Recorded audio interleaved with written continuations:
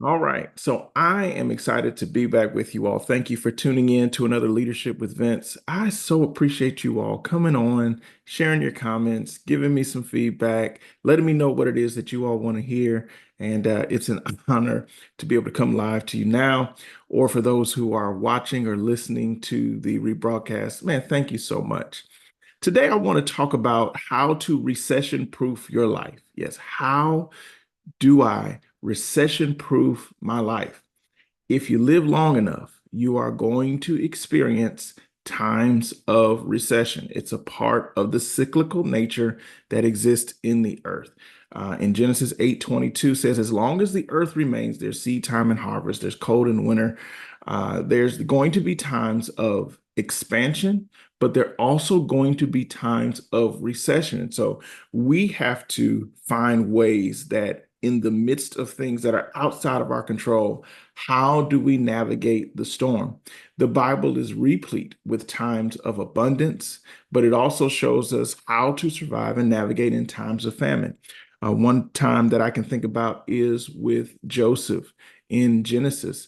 And the Lord showed him a dream that there was going to be abundance coming upon the land, but there were certain instructions that he was supposed to have in times of abundance so that when times of famine showed up, that he would not only be able to help his nation survive, but also be a resource to the surrounding nations as well. So there are lessons, there are principles that we need to have. Ecclesiastes 3:1, it says for everything, there's a season, a time for every activity under heaven. Our world is cyclical. We have to understand that. And this really comes from yesterday as I was closing out my message on just in our series on divine hustle, just beginning to share, just again, having lived a little bit. I am not, that old, but I've experienced some life, and you want the good times to keep going on forever. But just like in our world, like we need all four seasons in nature. We need the good seasons of our life, but I hate to say it, we also need the tough seasons. It helps us to reaffirm our commitments. And so it's important to do this.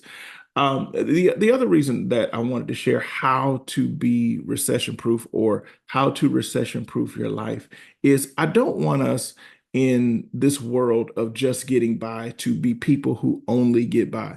I like to coin this phrase, a person who does just enough to get by, they are the perfect candidate for layoff, or I call it being layoffable. Now, granted, I am not saying that if you are a person who excels in the things that I'm going to share, that you will not be laid off. I know extremely talented, gifted, productive individuals that, for whatever reason, have been laid off from their job. And if that's you, or if you're experiencing that right now, take heart, be of good cheer. It is not the end. And there are some things that we can do in our life, whether we are gainfully employed, whether the contracts are coming in, or if we're going through one of those lean seasons and things aren't coming in like they were. So, the first thing that I want to share with you is that I want you to be a good person, be a good and genuine person. Often we get all of these soft skills and we get all these customer service skills, we get all these techniques, these certifications, and our character is trash. Now, again, I'm not calling you trash. We're talking about other people who aren't listening to this, but we need to just genuinely focus on being good people. Just be good folk. Be honest, be real, be authentic, be yourself. Don't keep up mess. Don't be in the rumor mill. There are people who I know without a shadow of a doubt that they would have exceeded far beyond where they were in their particular field if they just weren't so messy. They were involved with the latest tea, the latest gossip. I mean, just you name it. Messy, messy, messy. No, we want to commit to just be good people, Be good down home people. I was taught, and I know you were taught because we all had the same good upbringing, that you never know whose path you're going to cross again. You never know what bridge you're going to have to cross. So you want to make sure that if you're going on a scorched earth plan for whatever reason, that you're not burning down bridges that you're going to have to one day walk across. So it's important to be good people, treat people well. I have seen where if you are, when people are good and just quality folk, there may have been some situations that caused them to not have their current level of employment or cause the contract to go away. But as soon as an opportunity represented itself, they were the first person or top of mind. I'm just saying, be good people, leave a good taste in people's mouth. Now, it's impossible to please everyone. So again, I'm not saying that you're going to please everyone, but I'm just saying if at the end of the day, your heart is simply, I mean, truly, God, I just want to honor you. God, I just want to do right by folk. God, I just want to be able to look in the mirror at myself and be okay with the decisions that I made. I want to be able to live with those things. Be a good person. The next thing that you want to do to help recession proof your life is to be open to learning a new skill. Now, I know that we all have the skills that come natural, and we have certain natural aptitudes, graces, giftings that don't require any type of development. You just do these things well. That's your grace, that's your gifting. But from your grace, from your gifting, is a place of intangibles and a set of intangibles that you can develop. So taking the good characteristic that you have of being a hard worker, or taking the good characteristic that you have of being a quick learner, or taking the good characteristic that you have of being resilient, looking to apply yourself into new areas and into new skills. I remember experiencing a time of recession in my life. And, probably in the last 6, 7 years, there have been different skills and different things and different ways I've learned to do what I do. But my baseline and probably one of my weaknesses is that I am plain Jane right down the middle. I believe that, I was supposed to be in ministry, and the problem was I had a view that ministry looked a certain way. So I would say about 10 years ago, I had an opportunity to learn a completely different set of skills than what I was using in the full-time fivefold ministry set, but the skills were related to things that I was doing within the ministry. So it would just enhance what I was able to do, what I was able to offer. But because I was so locked in on I'm only supposed to do what I was created to do this one way, I missed a glorious opportunity to get a certification in a field that would have served as a life raft in the time of recession. And so often we are complaining like, Lord, why aren't you opening up different streams of income? Why aren't you opening up these other opportunities? And if we get honest, and sometimes we have to grow to a point where we can get honest with ourselves. It's like, listen, I gave you the life raft. I gave you the lifeboat. It was your job to inflate the lifeboat and use it to ride on the stream. And so sometimes we're living less than what we should be living because we're just unwilling to try new things. Well, I learned from that lesson about 6 years ago.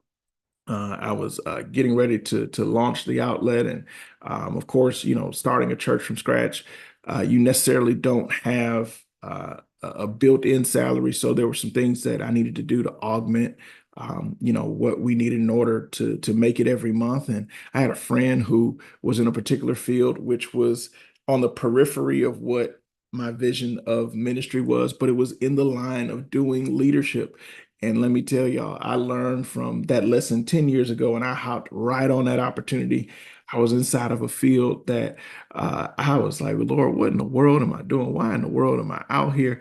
And that field opened up other doors that I'm still benefiting from today, almost 7 years later. So be open to learning a new skill. Be open to sometimes going outside of what your mind says. This is my calling. This is my zone. There could be some things that and opportunities that are presented that can make you a more well-rounded person. And again, to become recession proof because now you've developed your tool belt, you developed just a whole list of things so that you're not at the whim of an employer or a contract. And that leads into the next point of be willing to explore new opportunities outside of your comfort zone. When you're outside of your comfort zone, that's when you're growing. So cultivating a heart to say, hey, I definitely want to take a look and see what that is. I'm definitely open to seeing. Remain open because you never know what opportunity you're going to run into that will be a place of sustainment in the times where your normal way of making income, your normal way of doing contracts, it doesn't work. Often, what I have found is because my comfort zone is in a place of where I can see things, I need them to happen. I need them to go this. As you can see, the Lord is working on me with trying to just control every single thing here and just simply just trust Him.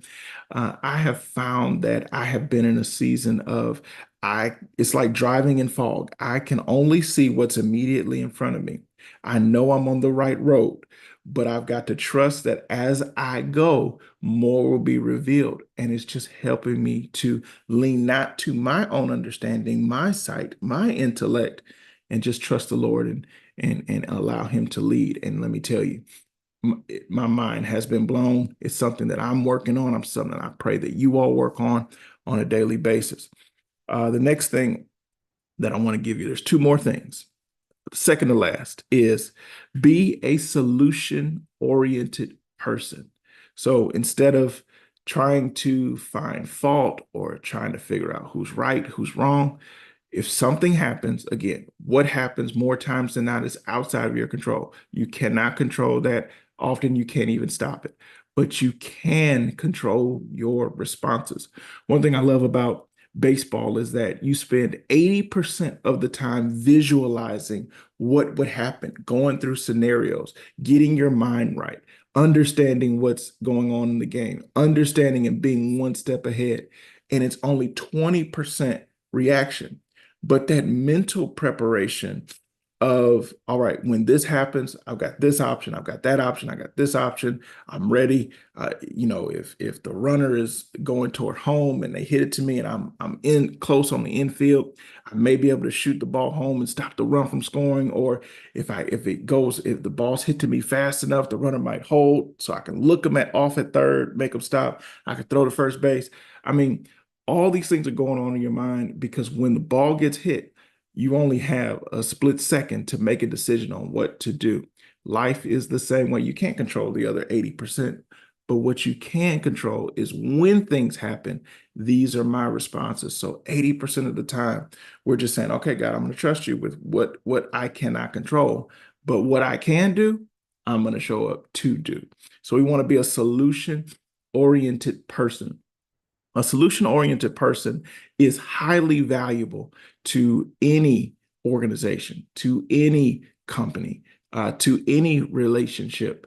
And they're the person that if you've got to cut a slew of folks, you're not even thinking about them. It's like, no, this person is solution oriented. The only time you cut somebody that's solution oriented is when it is just dire and you cannot hold on to them. You want to be that person that says, all right, here's what's going on. Here's a list of solutions, not looking around and saying, all right, what we go, well, uh-uh. Uh, you want to be a person that's highly valuable, solution oriented.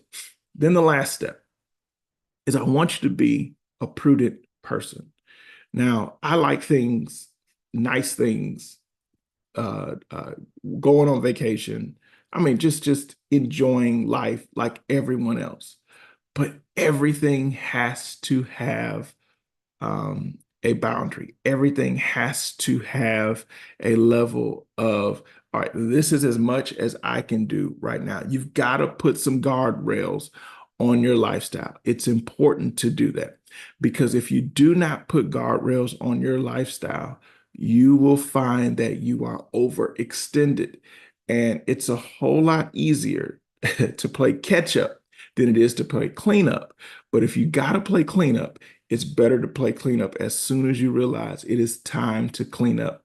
Be very prudent. Constantly evaluate whether it's in your business budget, whether it's in your personal budget, any areas of waste. And sometimes be willing to, before you have to put yourself in hardship, to put yourself on what I call a voluntary hardship, which means that I'm going to tighten the belt before I have to tighten the belt to create distance between myself and my floor, or myself and the margin that we have set up. It's a whole lot easier for you to stomach when you are the one imposing the hardship or imposing the restrictions outside of life imposing those restrictions. When you do that, I am telling you, I am blessed, I am graced to be surrounded by some of the most brilliant, most successful people that are walking on the earth today. And one thing that I notice about, just this group is that they are extremely prudent. There were things that um, I go back 4 or 5 years that they could have bought outright cash and just held on to their resource and said, no, I'm gonna wait for the right time. And then life had its ebbs and flows. And had they took a large, considerable amount of cash that they had at their disposal and put this into this, nice, fun item. It wasn't necessarily a need, but it was a justifiable want. When life happened, they would have been in a tougher situation. I want to tell you, be prudent, be prudent, be prudent. So when we're talking about living a recession-proof life, we're talking about being a good person, being open to learning a new skill, be willing to explore opportunities outside of your comfort zone, be a solution-oriented person, and be prudent. So my prayer is that you'll listen to these tips, you'll apply them in your life, and when life happens, you will be ready. Let me pray for you today. Heavenly Father, we just thank you for every person who is here, every person who is on. I'm asking that your grace be with them, your grace be for them as they go about their lives, Lord, whatever season that they find themselves in. We ask that we have obedient hearts to put in wisdom principles that come from your word into our life. And then no matter what happens, even in a time of hardship, we know that tough times do not last. So give them strength, give them grace. Let them move forward in this day. In Jesus' name, amen. All right.